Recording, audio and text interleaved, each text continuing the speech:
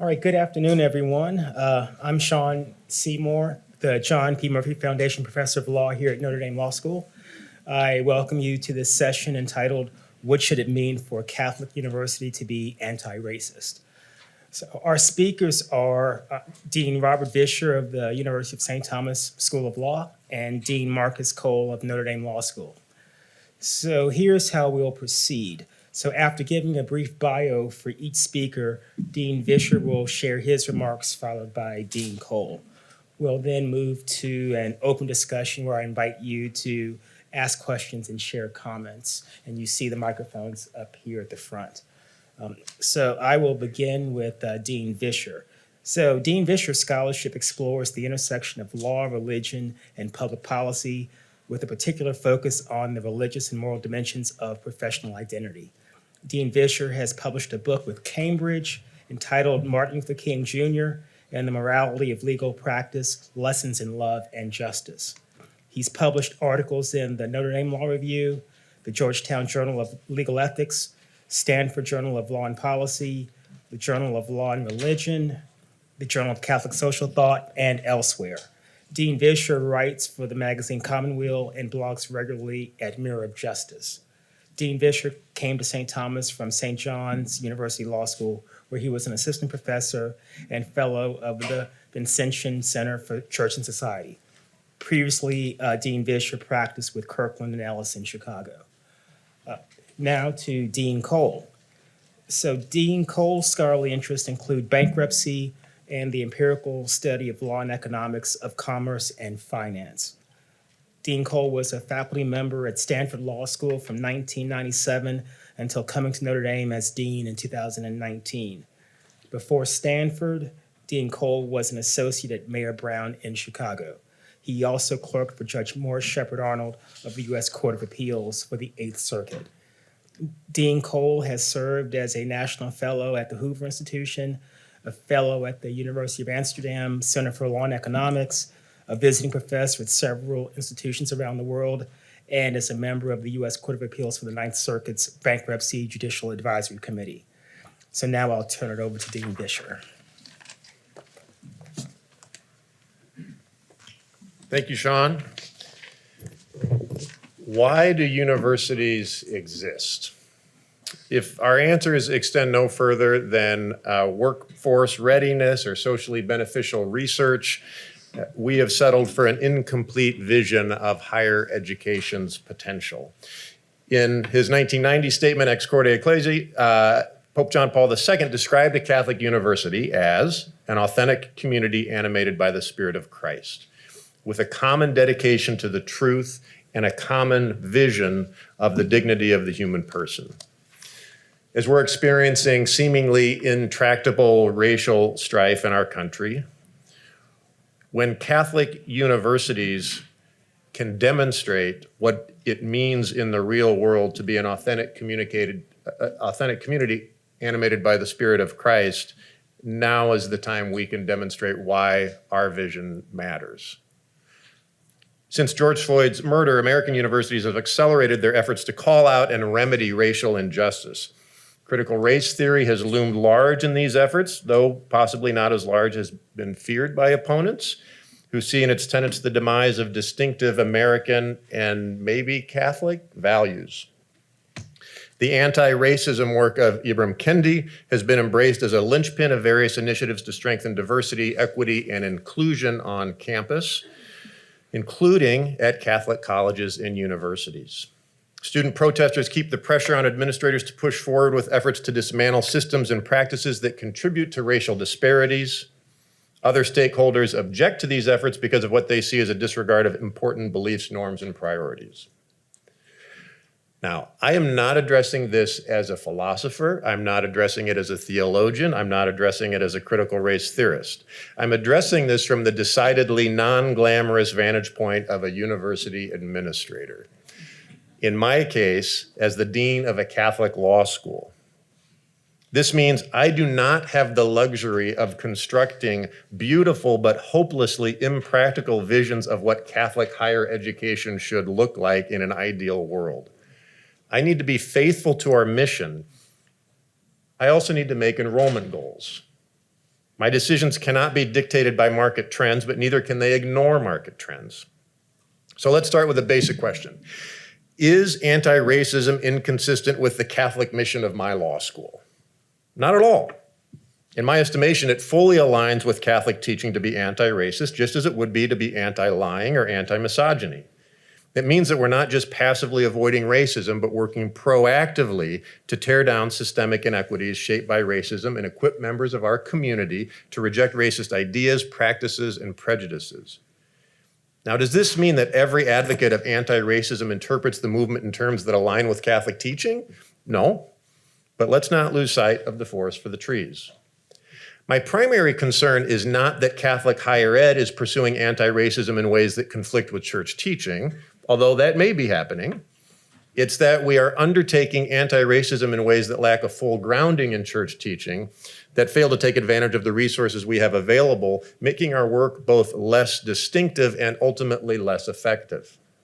Whether we want to operate under the anti-racism label or the broader DEI label, our efforts should be rooted in our mission as a Catholic law school. It can't be an add-on or a standalone project.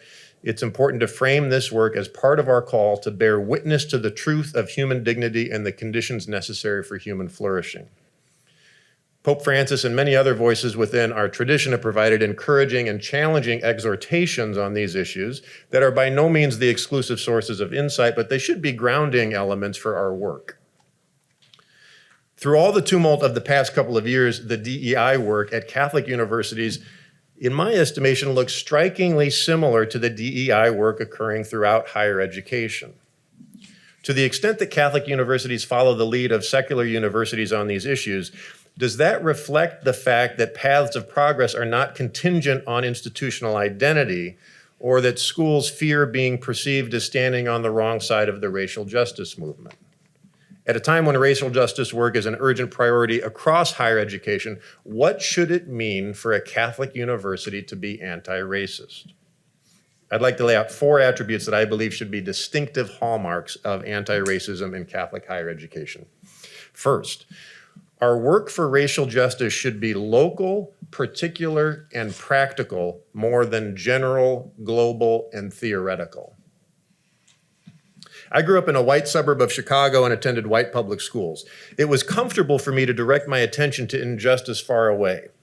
When I got to know my roommate in college, who came from a small town in Louisiana that was roughly half black and half white, I utilized all the self-righteousness I had accumulated over my 18 years and spoke with deep conviction about the racial injustice in his state. He finally asked how many black students were in my graduating class at my large public high school, and I was able to count them on one hand. There were black suburbs and white suburbs, and I lived in a white suburb, so in downtown Chicago, I could tell whether the subway was headed to the south side or the north side based on the race of the passengers. That's just the way it is. Now let's get back to talking about the racists in the South. It took a while, but he eventually helped me see that I had written my story of race from within a carefully constructed bubble. I knew a lot about racism from generations earlier in states where I had never lived. I knew who the good guys were and who the bad guys were in a struggle that was utterly foreign to me. I knew nothing about the history that gave rise to the racial injustice in my own environment, much less anything about opportunities to participate in efforts to push back against the inequities that history had spawned.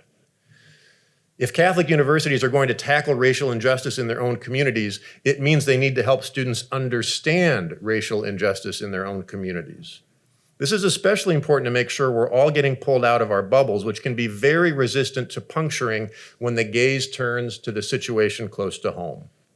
A local orientation is also consistent with Catholic social teaching, as the most weighty principle of subsidiarity provides that, quote, just as it is gravely wrong to take from individuals what they can accomplish by their own initiative and industry and give it to the community, so also it is an injustice and at the same time a grave evil and disturbance of right order to assign to a greater and higher association what lesser and subordinate organizations can do. Needs are best understood and satisfied by people who are closest to them and who act as neighbors. Subsidiarity calls for localized and personalized responses to human need. I am much less interested in whether my students are for or against critical race theory, however it's being defined, than whether they understand and are engaged in helping solve the scandalously wide disparities in home ownership between Black and white residents of the city where we live and work, Minneapolis. I enjoy talking about theory. I really do. And I cannot disregard injustice wherever it occurs. But if my school's primary participation in anti-racism is debating the merits of Kendi's latest book or organizing a petition to protest an act of injustice thousands of miles away, we've lost sight of subsidiarity's lessons. Or consider the notion of civil friendship, which is found in Catholic social teaching and is rooted in Aristotle's understanding of the political community as a partnership of citizens. The partnership's aim is to allow citizens to achieve virtue and happiness, and our local communities are where those partnerships are most likely to find traction.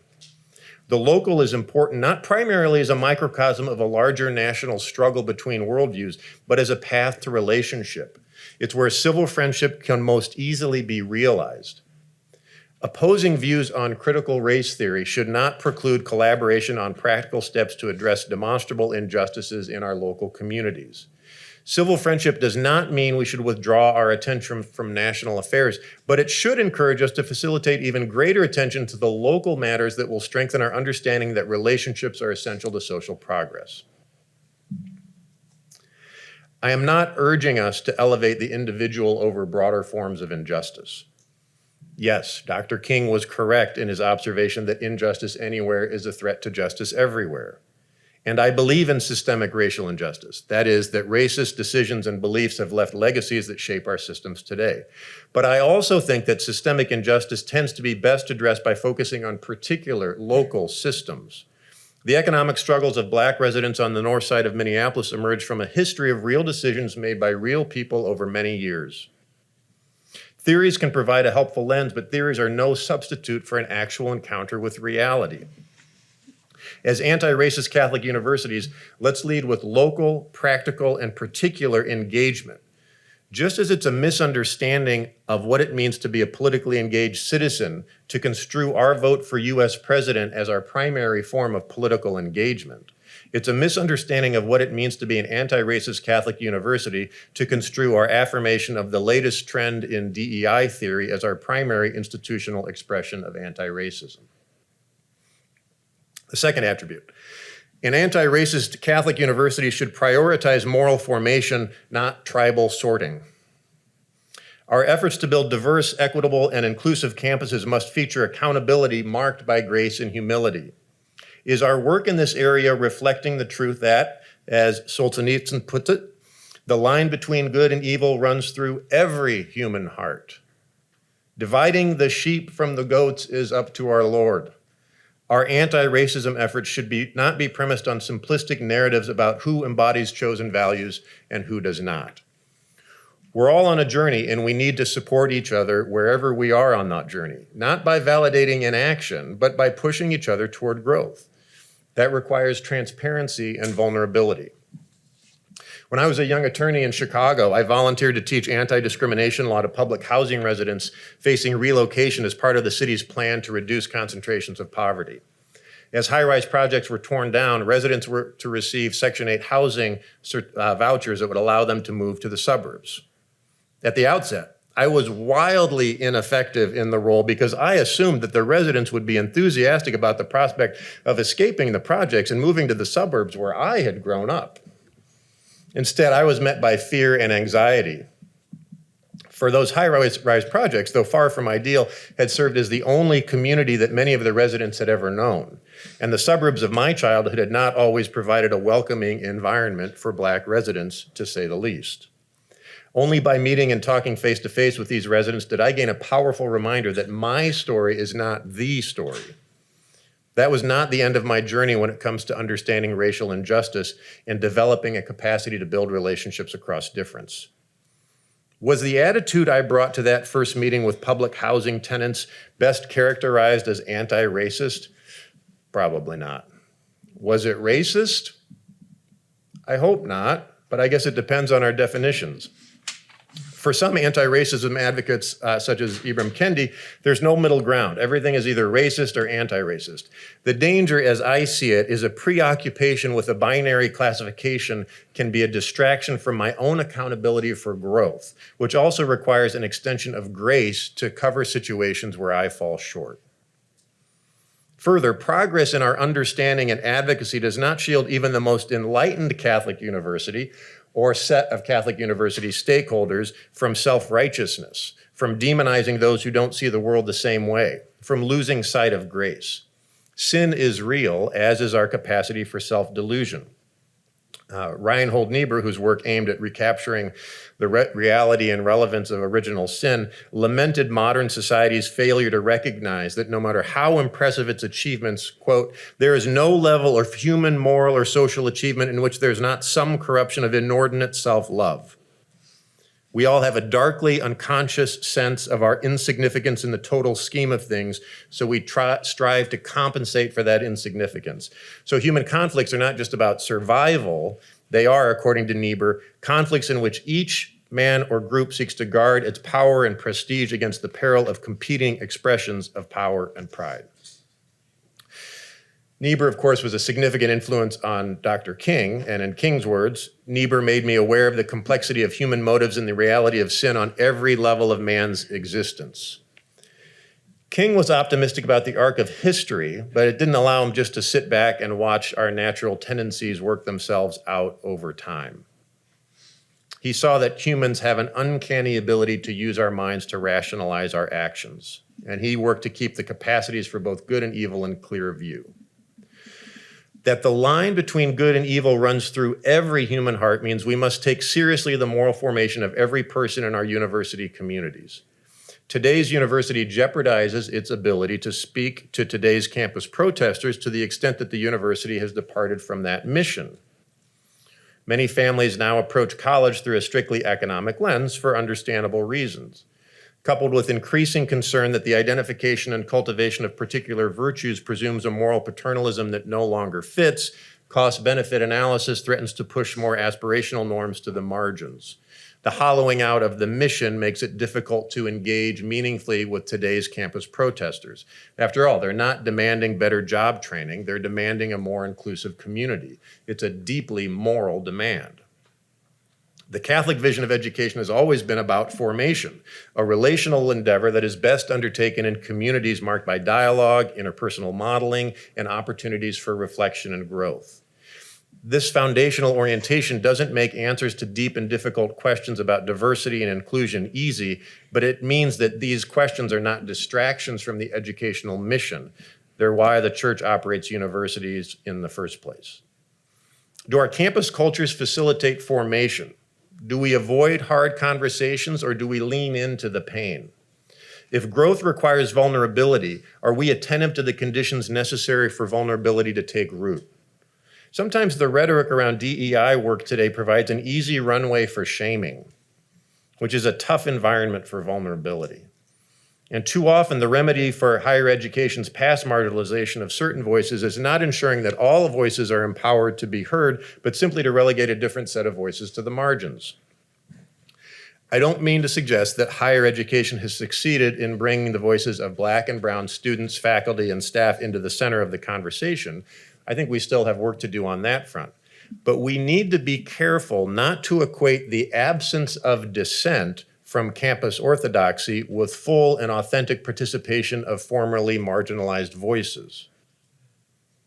We may have the right taglines and DEI signage, but do our Black and brown community members feel a level of belonging that propels them to embrace the vulnerability needed for full, candid contributions to the conversations on which formation depends? Am I letting never-ending ideological skirmishes obscure my view of the person in front of me?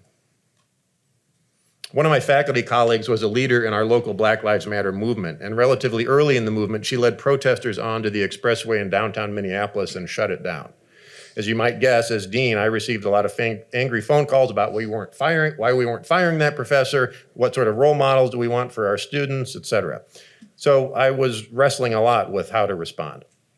And when I first saw the news of the freeway shutdown, I thought, what in the world? Why? How is this going to bring more hearts and minds over to the movement?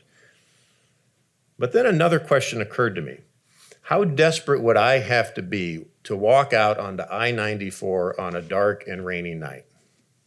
The point is not whether I agree with my colleagues' tactics. The point is, can I understand her and the ways in which her leadership emerges from her life experience?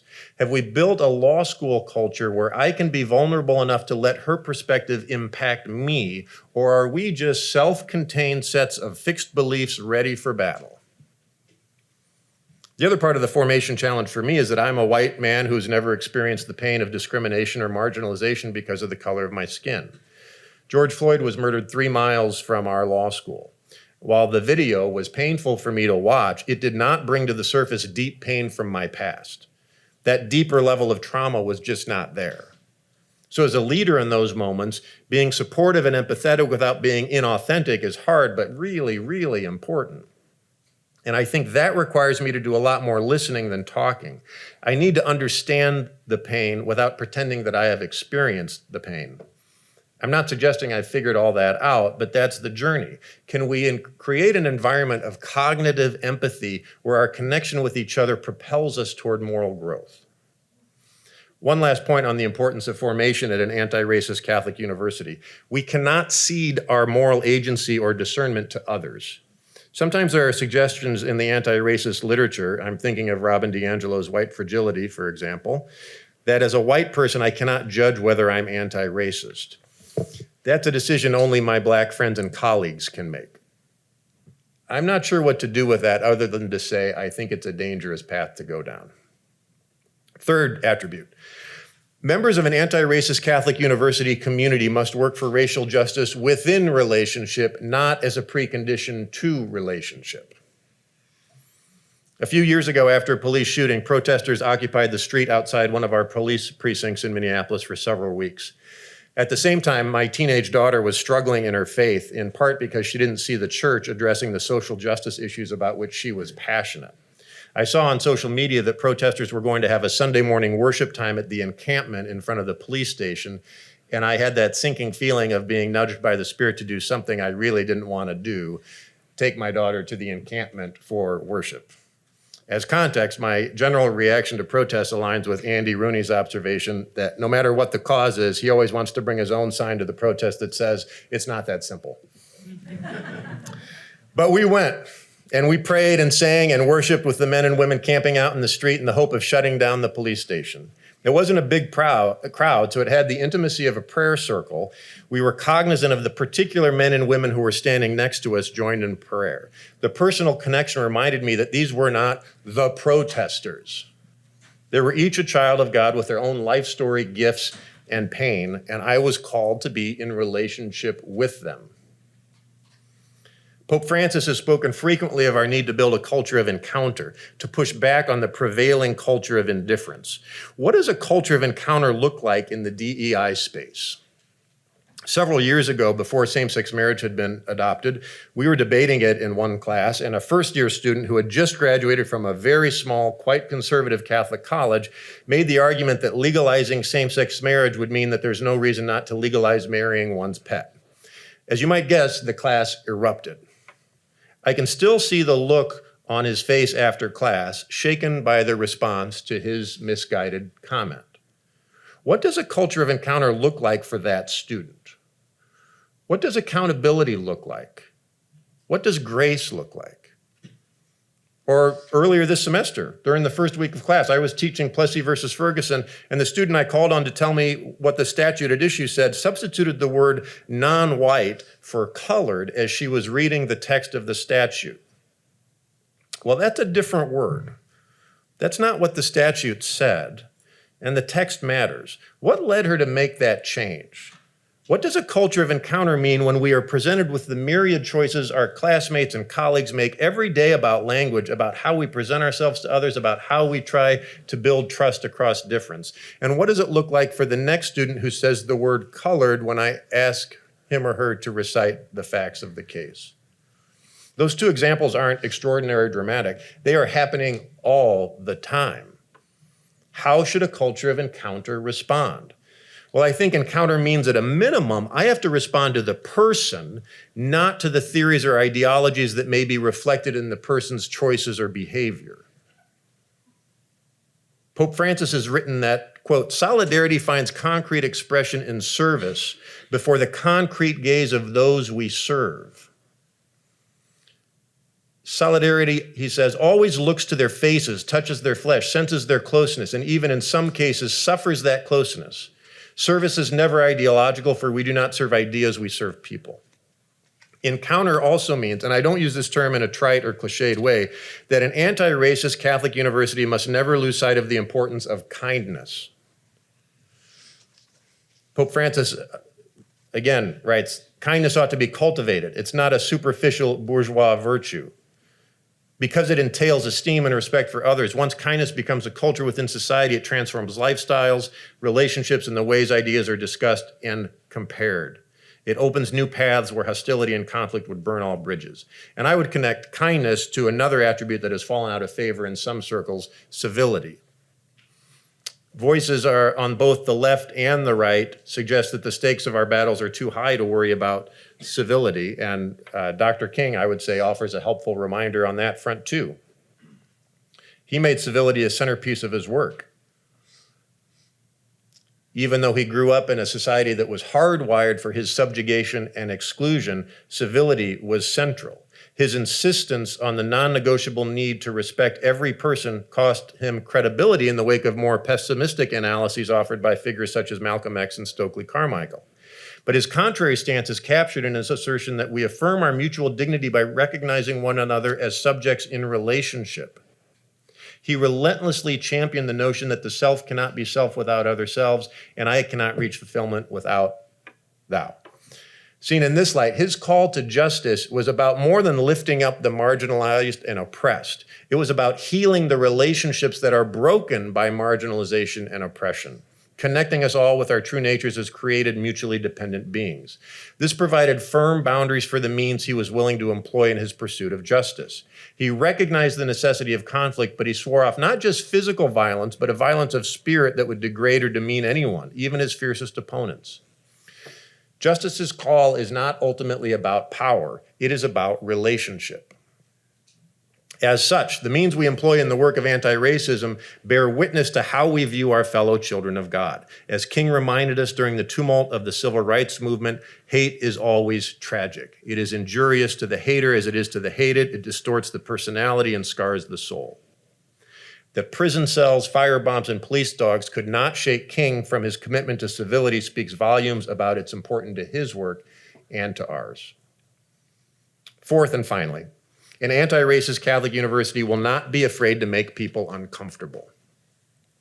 Civility is important, yes, but civility is not ultimately about manners. It's about affirming our shared dignity and acknowledging, albeit sometimes through gritted teeth, that anti-racism work calls us to relationship.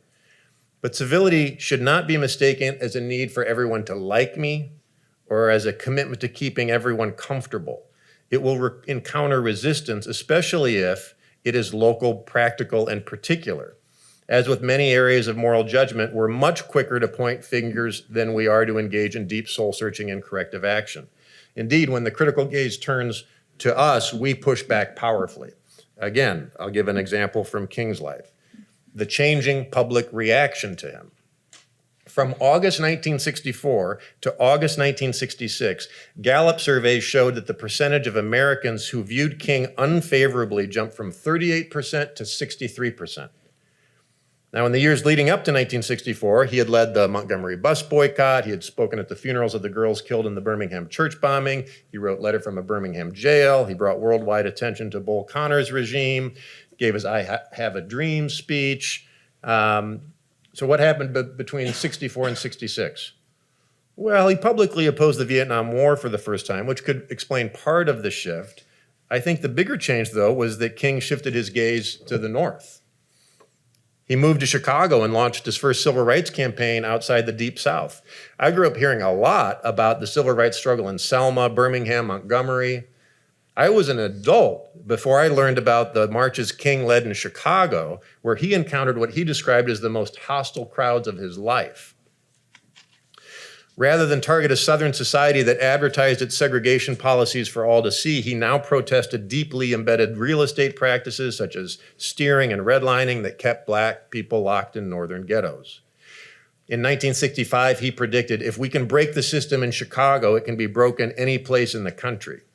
Well, he didn't break the system, and we still haven't broken the system.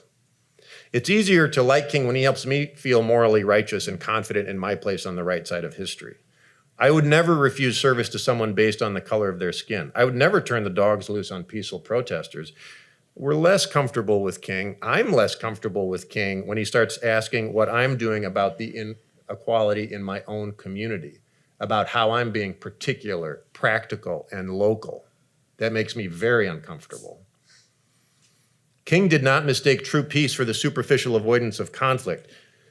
As we saw in a letter from a Birmingham jail, he pointed out, we who engage in nonviolent direct action are not the creators of tension. We merely bring to the surface the hidden tension that is already alive. Catholic universities are positioned to engage this latest chapter in the history of American social movements like few other institutions are. But it will not make everyone comfortable, and it will not make everyone like us. The engagement will reject the increasingly common tendency to choose sides and then treat that choice as the end of moral reflection on the matter.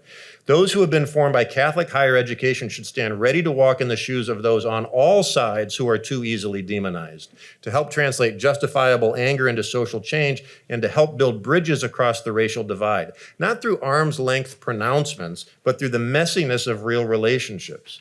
It requires long, difficult work to permit your story to shape my story, but it's work that's never been more important.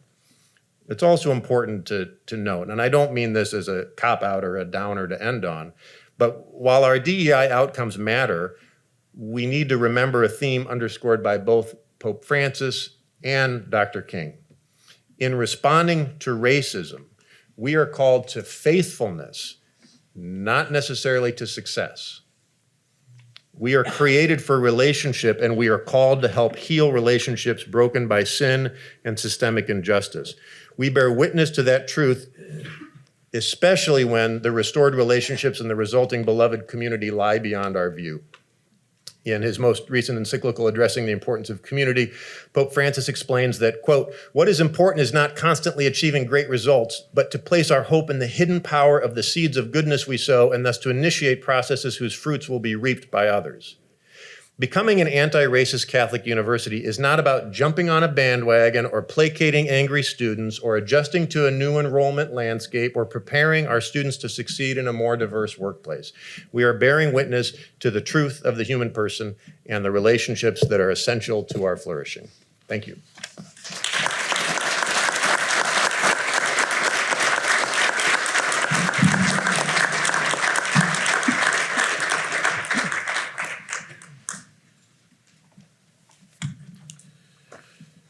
Thanks, Rob. And thanks to the Nicola Center for this opportunity to address a topic that's near and dear to my heart. Last summer, the graphic images of the murder of George Floyd sparked a global conversation about racism. It seems as though for the first time, those unwilling to acknowledge the pervasiveness of racism were finally forced to confront it. Racism is suddenly no longer a matter of unconscious bias. That was real, authentic, genuine hate on the face of Derek Chauvin when he murdered George Floyd. That was not unconscious bias, and it was plain for all to see. Actor Will Smith was asked whether he thought racism was getting worse. He responded, no, racism is not getting worse. It's getting filmed. The ubiquitous mobile telephone with a video camera has made it such that racism deniers could no longer dismiss the experience of its victims. The global acknowledgement of the persistence and pervasiveness of racism, racial discrimination, and racial violence has in turn spawned a cottage industry to respond to it. Businesses and organizations around the world have adopted anti-racist statements, policies, and practices in an effort to address the concerns surrounding racism, or at least to appear to be addressing those concerns. Higher education has been no different, and in fact, higher education is arguably at the forefront of efforts to address racism. Books such as Robin DiAngelo's White Fragility and Ibram Kendi's How to Be an Anti-Racist have become required reading on college campuses across the United States. Nearly every university and college in America has adopted some type of anti-racism curriculum. Here at Notre Dame, the most popular course on campus is entitled Building an Anti-Racist Vocabulary, offered by the Clow Center for Civil and Human Rights. It brings speakers from around the country and around the world to address issues of racism, and because it's offered online, it's able to enroll thousands of students. I want to suggest that the response of most universities, and perhaps even that of Notre Dame, is unlikely to succeed in stamping out racism. In fact, to the contrary, I think that a secular approach to racism is one which will inevitably breed more racism by turning to racism in order to fight racism. Instead of the secular approach to combating racism, I want to suggest a different approach, a Catholic approach. I want to suggest that we begin not by building an anti-racist vocabulary, but by building a Catholic anti-racist vocabulary. To propose this, I want to do three things. First, I want to explore what is being offered through the secular approach to fighting racism and whether this approach is appropriate for a Catholic university. Second, I want to suggest that we build a Catholic anti-racist vocabulary rooted in the core concepts of our Catholic faith. Third, and finally, I want to explain how we might put a distinctively Catholic anti-racist approach into practice to build a Catholic, truly anti-racist campus community and provide a truly anti-racist Catholic education. So first, the question of whether a secular anti-racist response is appropriate for a Catholic university. The series of racially motivated, or at least racially charged murders of unarmed Black people over recent years is not new. Thousands of innocent, unarmed Black people have been murdered throughout American history. What is new is that many Americans who have lived in denial of racism and racial violence have been unable now to maintain their blissful ignorance of reality because of technology. The ubiquity of mobile smartphones with their increasingly high-quality video recording capabilities have confronted racism deniers with the truth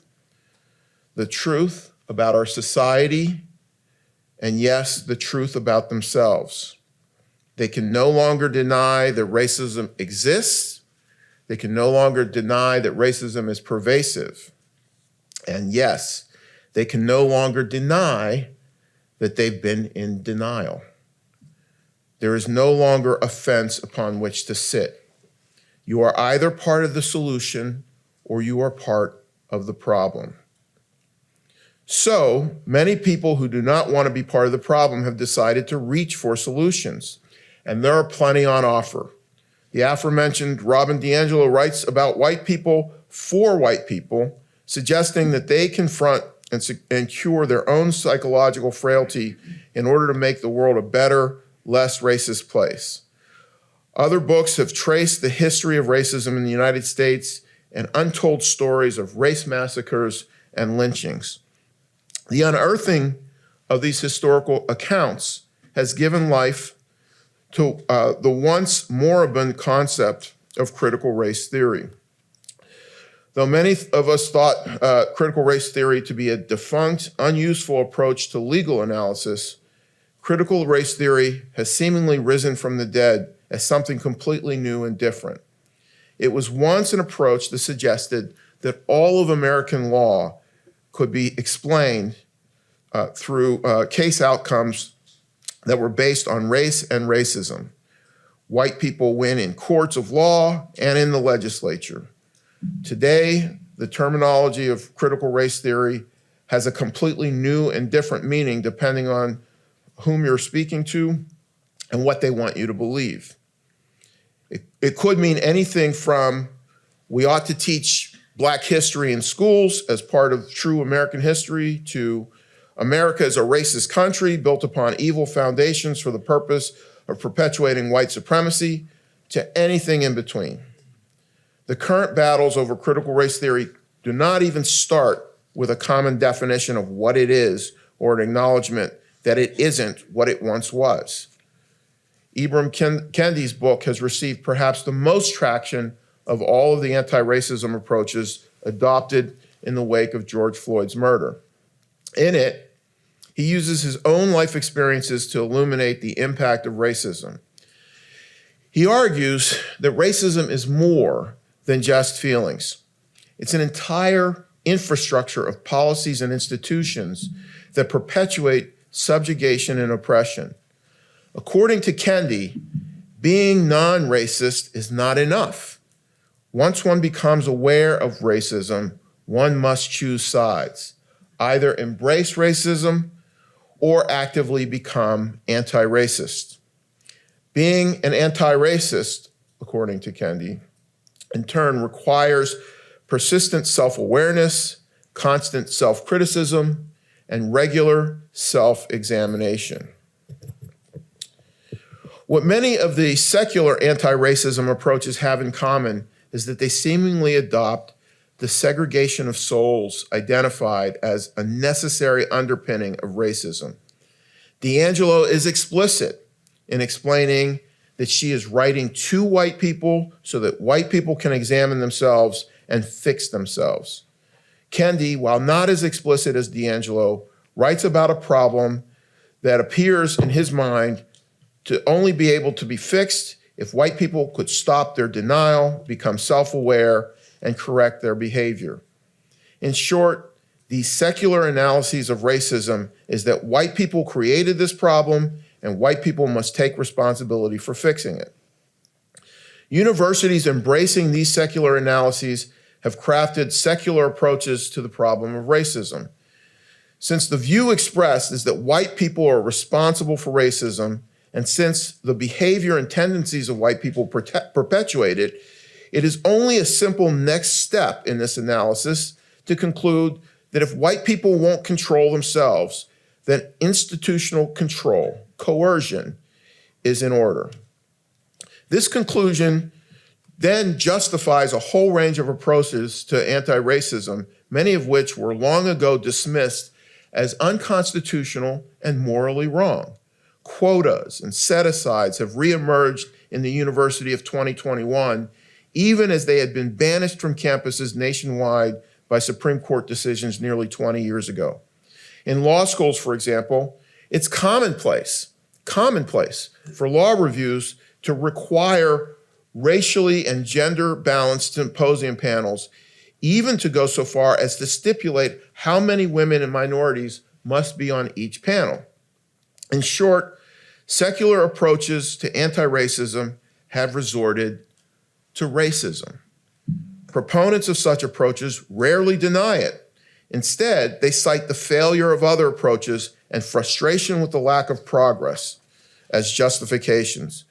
But they do not acknowledge that racism and reverse racism continue to divide, balkanize, and polarize our society, while our campuses have become bastions of intolerance. So what difference does Catholicism make? A Catholic approach to anti-racism has the potential to break this cycle of division. In order to understand what a distinctive Catholic approach brings to the fight against racism, we need to adopt a different kind of anti-racist vocabulary, namely a Catholic, truly anti-racist vocabulary. The beginnings of this new vocabulary are not new. They are the three central tenets of Catholic social teaching, namely human dignity, solidarity, and subsidiarity. So first, human dignity.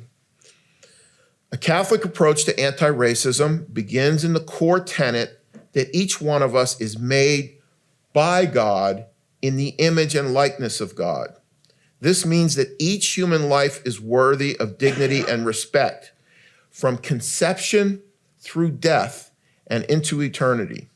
We are, each one of us, eternal beings. Accordingly, all human life is sacred. The dignity of the human person is the foundation of a moral vision for society. Direct attacks on innocent persons are never morally acceptable at any stage or in any condition. Such direct attacks include abortion and euthanasia. Catholic teaching regarding the dignity of life calls us to oppose torture, unjust war, and the use of the death penalty, to prevent genocide and attacks against non-combatants, to overcome poverty and suffering, and importantly, for purposes of our discussion today, to oppose racism. Racism is a direct attack on the lives of human beings who are the children of God. It is the height of hypocrisy to march for life of an unborn child only to turn and look away when that same child is beaten or murdered by a police officer or citizen who perceives that child's skin color as a threat. As Catholics, we are called to recognize our common brotherhood and sisterhood in Christ. And that concept is the next concept, solidarity. That common brotherhood and sisterhood is what we as Catholics refer to as solidarity. And it is the second tenet of Catholic social teaching. We are one human family, whatever our national, racial, ethnic, economic, or ideological differences. We are our brothers and sisters' keepers, whomever and wherever they may be. Loving our neighbor as Jesus commanded us has global dimensions and requires us to eradicate racism. Solidarity also includes the scriptural call to welcome the stranger among us, including immigrants seeking work, a safe home, education for their children, and a decent life for their families. In light of the gospel's invitation to be peacemakers, our commitment to solidarity with our neighbors at home and abroad also demands that we promote peace and pursue justice, including social justice. As the U.S. Conference of Catholic Bishops has declared, the person is not only sacred, but social. How we organize our society in economics and politics, in law and policy, directly affects human dignity. We believe that people have a right and duty to participate in society and seeking the common good and well-being of all, especially the poor and the vulnerable. To the extent that racism divides us, destroys our solidarity, it is evil and in contravention to God's plan for us. The same is true for any solutions to racism that take an us against them approach. Subsidiarity is the third tenet of Catholic social teaching. It is the idea that everything ought to be done by the smallest, lowest, or most decentralized, competent authority or decision maker. It's what Rob Visher referred to as local action. The example most often used to explain subsidiarity is the relationship of a parent to a child. Catholic subsidiarity suggests that decisions regarding a child's well-being ought to be made by the parent. In matters of racism, Catholic subsidiarity means a lot. Catholic subsidiarity means that we are each, every single one of us, responsible for its eradication. We cannot wait for some higher authority or someone of a different race to remove it. We are that authority. We are that race. Our first responsibility under the principle of subsidiarity is that we are each responsible for our own self-examination and, if needed, conversion. We must each look in the mirror and ask ourselves whether we are part of the problem or part of the solution. In this way, a Catholic approach to anti-racism is in line with the approach suggested by Ibram Kendi, but it goes further than he does.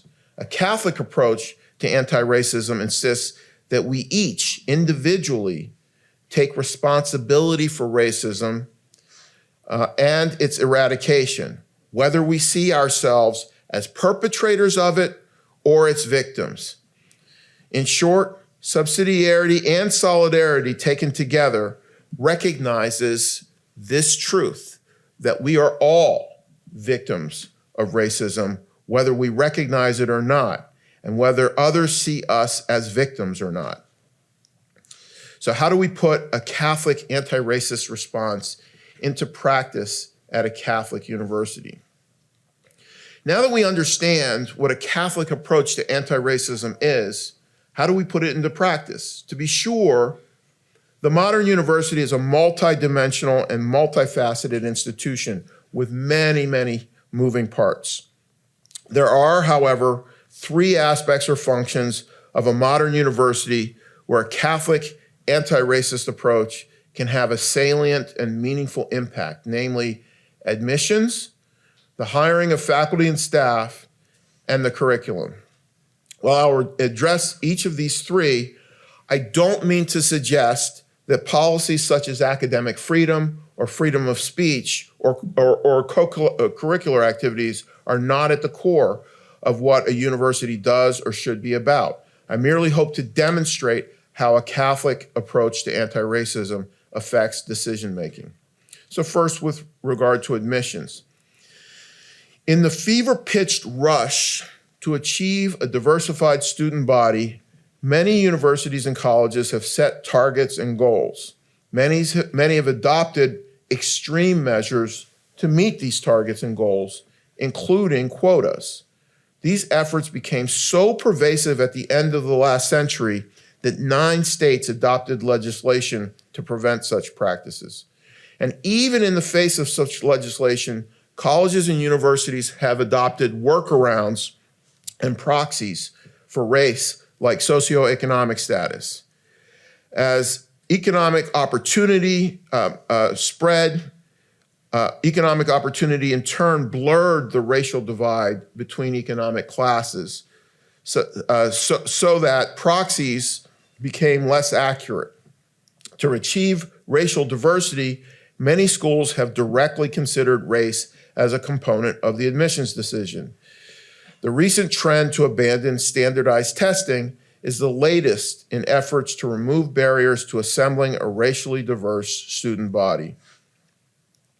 A Catholic approach to anti-racist admissions does not require that admissions officers be colorblind. To the contrary, a Catholic approach would look at the dignity of the whole person in each applicant, including the circumstances through which the individual might have fought or struggled to get to this point. Race-based approaches, to the contrary, treat the children of wealthy and successful African Americans, for example, as equivalent to those who've suffered and overcome overt or structural racism. A Catholic approach, then, looks at and values each individual and recognizes that for each individual admitted, an individual of worth is denied admission. Judgments must, of course, be made, but while a Catholic anti-racist approach may consider race and circumstances attendant to it, those decisions do not rest on race. In other words, race and the circumstances attendant to it in a Catholic anti-racist approach can often tell us something about character, but race is not the basis for decisions. Faculty and staff hiring is a second battleground in the fight against racism. Here, secular approaches either explicitly or implicitly treat employment as a zero-sum game between warring factions divided along racial lines. In faculty meetings, the race of candidates is often openly discussed and considered. So too are the external image ramifications of a failure to hire or of a subsequent decision to deny tenure down the road. With respect to staff hiring, human resources offices often police hiring decisions. The best ones insist upon procedures or systems that address unconscious bias and level the playing field for everyone. The worst ones cave into pressure to achieve target and goal numbers and embrace implicit or unarticulated quotas.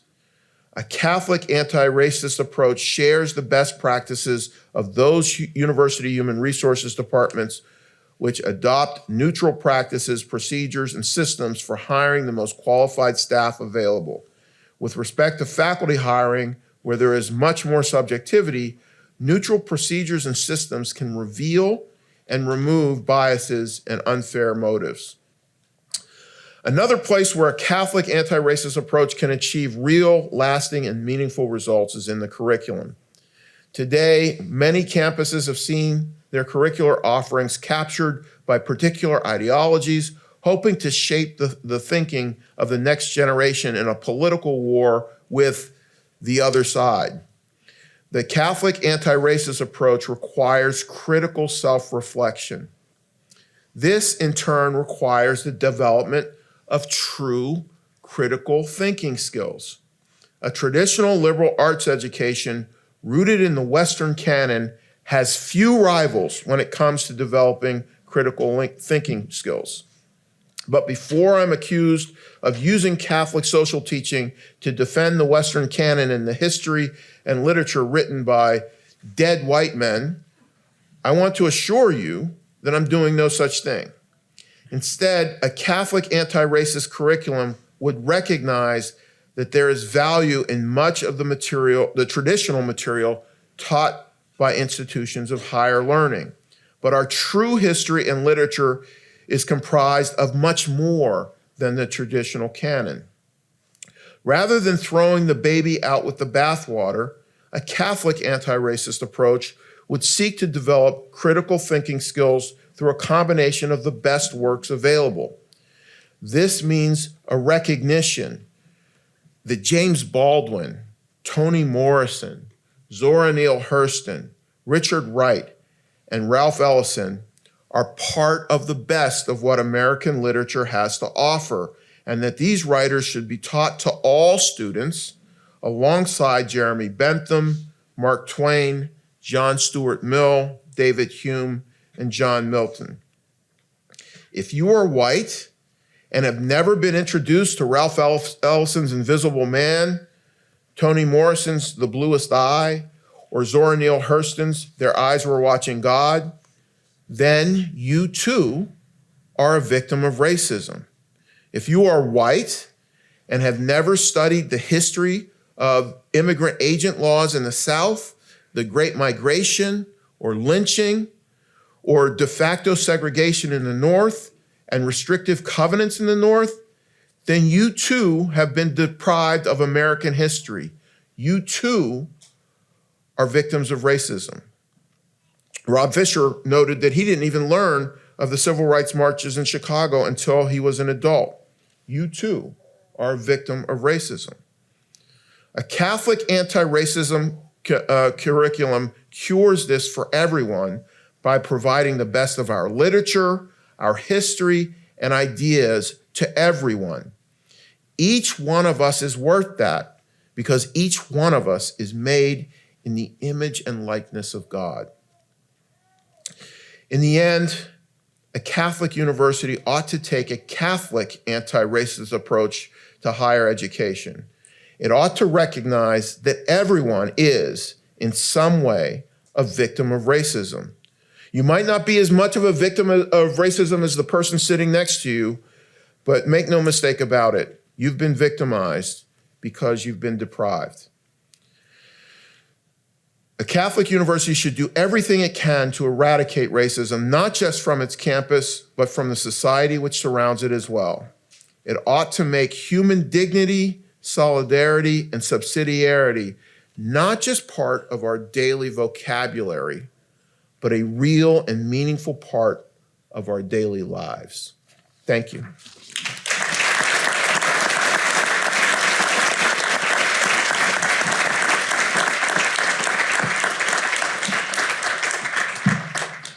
right, so we have about 15 minutes for questions and comments. So I invite you to come up to a microphone if you'd like to. First of all, Dean Visher and Dean Cole, thank you all. And Sean, thank you, Professor Seymour, as well, for this really interesting, provocative, and challenging panel. This is a question for Professor Visher. How do you there's a path dependence in a lot of institutions when they want to do the right thing in terms of anti-racist policies and to responding to genuine issues. And the path dependence sometimes leads them just to try to copy and paste what other peer institutions are doing. And the risk is for a Catholic institution to copy and paste something that a secular institution is doing with respect to how to think these things through. And in ways that both you and Professor and Dean Cole pointed out, there's a kind of deep anthropological set of contending visions in the secular model of anti-racism and what a Catholic model would be, and who we are, what we're made for, how we should relate to each other, the questions of vulnerability that you flagged, and so on. The things that seem to be missing, and I think it's because of this divergent view of what human beings are and what human flourishing is, there seems to be missing from the secular models things that we would embrace in the Catholic approach, namely healing, reconciliation, and mercy, which of course are connected to your comments about vulnerability, because in a lot of secular models and the conflict theories that they rest on, they reduce all relationships to power, and that's it. It's just a kind of adversarial world of strife, as opposed to a community of persons who belong to one another and owe things to one another, even if they fall short in even deeply sinful ways. This is kind of a practical question. How do Catholic administrators, given how busy they are and given the absence of protocols and curricula and so on that are genuinely Catholic, how do they resist the temptation just to bring in and just to kind of cut and paste the secular models of anti-racism in their departments, in their human resources, and so on? How can we help to advise the folks in charge about how to avoid those pitfalls? Well, thank you, Carter. We could have a whole nother panel just on that question. It's a tough one. There's several levels to it. One, I would say the movements at Catholic universities, like all of higher ed, has tended to be crisis-driven, which means fear-driven. It tends to be reactive to students being upset, as opposed to, literally the adults in the room leading and modeling. And so making space to articulate and figure out how to implement a more robust vision for this work when it's not headline crisis protest driven. Now we're in a cycle where it's very hard to find space where that's not happening. And related to that, I do think it's for institutions like mine that have been traditionally overwhelmingly white in faculty and in leadership, as we diversify, especially among the students, it's hard to take a leadership role in teaching students who are upset about failures. And it has become easier. So I co-teach a class on race and history with a colleague of mine who's an African-American historian of the Black Panthers movement. When he's part of the conversation with students who are upset, it's totally different, because he speaks from a shared experience. So it's a long way of saying, I think it gets easier as we take seriously the need to diversify leadership and faculty to enter into a conversation that's not simply fear of, oh, we're a really white institution and students are really upset and something bad has happened, so where can we pull something? The other thing I'll say, and this gets a little more sensitive, I do think we have to do a better job at cultivating an awareness of institutional identity throughout the administration. I do think there's, like with any discipline, sometimes the attachment can run deeper to the discipline than to the institution. And honestly, I think sometimes that happens with student life professionals who are awesome and do great work, but there can be a tendency to replicate what colleagues are doing at all the other universities and not as much time and attention paid to rooting our student life professionals deeply in the institutional identity of this place. And same for faculty and all that. So those are just some initial thoughts, but the big thing is, if we're operating out of fear, we're going to grasp for whatever is available, pull it in, and hope that the protests stop. So I want to address that question as well. So my Sunday school teacher when I was a kid told, and I never checked to see whether this is true or not. I just assumed it to be true, but he told me that that the words "fear not" appear in the Bible 365 times, so that if you ever need one, you've got one for every day of the year. And I think about that when we're confronting a student mob or uprising or anger about something. You can't have fear-driven decision making. And I'll give you an example. Last year, when COVID hit, I think we were the only school in the top 30 of the U.S. News and World Report that insisted that we were going to have grades for our law students. We met as a faculty, we discussed it, we weighed the pros and cons, and we decided as a faculty that we were going to have grades for our students because employers needed to be able to see those grades, and they would understand that those students would have gone through a COVID semester and all of the challenges that posed. But at the end of the day, we wanted our students to be able to show, if they wanted, grades to employers. And over half of our students chose a graded option. We were the only law school in the top 30 that did that. The consequence of that was that my name got raked over the coals in this blog called Above the Law, where I was the most evil dean and most heartless dean. I must have no idea of what indigent law students must go through. They obviously didn't know my background or my story to say something like that. But at the end of the day, I slept perfectly well at night because I was assured that we were doing the right thing for our law school and for our students. And I couldn't care less that 29 other schools went in the opposite direction. If we're driven by fear, there's only one thing that we can guarantee is that we're not being driven by God and by the Word of God. And that's got to be what leads us.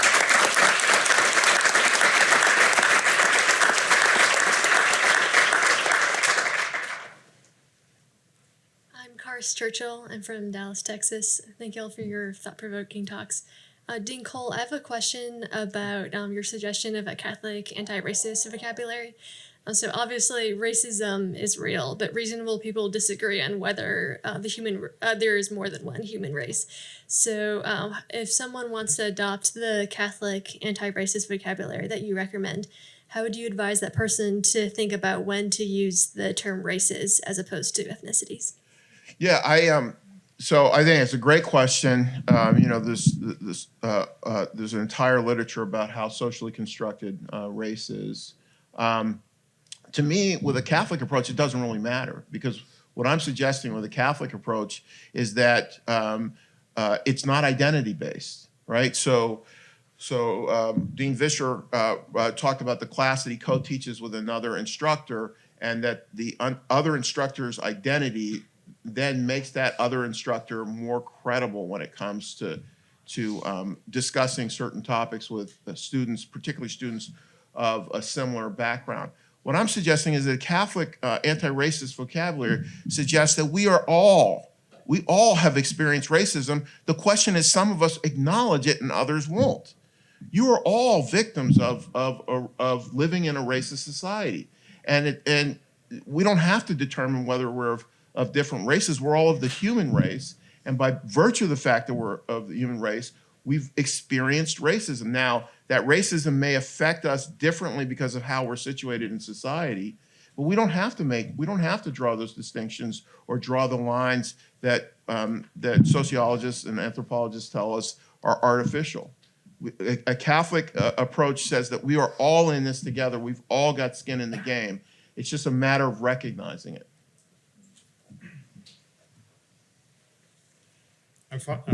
Is this working? Yes. I'm Father Bob Goff from the Pontifical University Santa Croce, Holy Cross in Rome.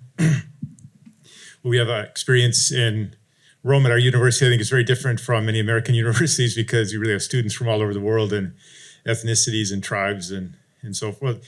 This is a quick story, but we have a college connected to my university. It's called Sede Sapientia. It's a seminary where young men from all over the world, all colors and shades, live there. And once a bishop visited and asked, you seem to all be brothers and you live with such peace here. How is this possible? And one said, we all call God our Father, so we're all brothers. And well, thank you, Dean Cole, for your proposal of a Catholic way of overcoming racism. And I'm of course thinking of Fratelli Tutti, that we are all brothers and sisters by Pope Francis, so relevant. But I'm especially pressed because I'm a philosopher that you distinguish between secular anti-racism and a Catholic approach. And as a philosopher, since we normally see in the church tradition, philosophy and theology working hand in hand, whether there may be also an approach, I don't know if it's intermediate or what to call it, some form of humanism that doesn't necessarily appeal to the Christian faith, and yet could have some of those same advantages of Catholic anti-racism. And what I'm thinking, especially outside of the philosophical tradition, is within psychology. There's so many, in particular cognitive psychology, there's so many, I think, helpful aids here. I mean, you mentioned fear not in sacred scripture. There are indications in psychology that anger and fear are not constructive for mental health. And that if in our relationships, in recognizing human dignity and the other in our relationships, we approach it through critique, complaint, anger, or fear, it's unlikely that the outcome is going to be positive for solidarity. But if instead our approach is one of course, understanding, compassion, and as Carter mentioned, really mercy, reconciliation, forgiveness, did you see a way of a kind of also a middle path that perhaps those who don't necessarily share the Christian faith may also join in this form of Catholic anti-racism, perhaps appealing to philosophical traditions or psychological insights? Thank you.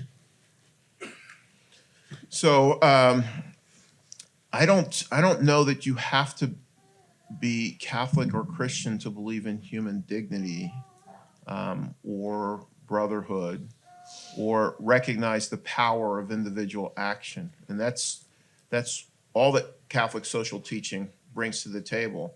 So you can embrace those things without embracing Christianity or Catholicism. But the fact of the matter is we currently live in a world where human dignity is under threat every single day.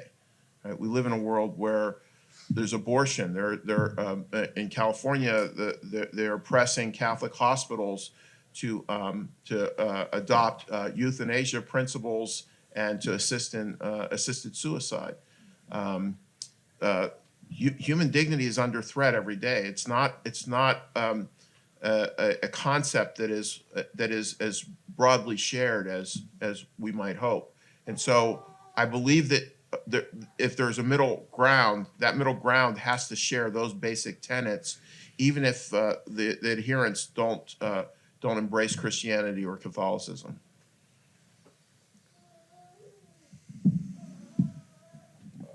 All righty. Well, thank you all for coming. I'd like to thank our two speakers. So Dean Visher and Dean Cole, thank you so much.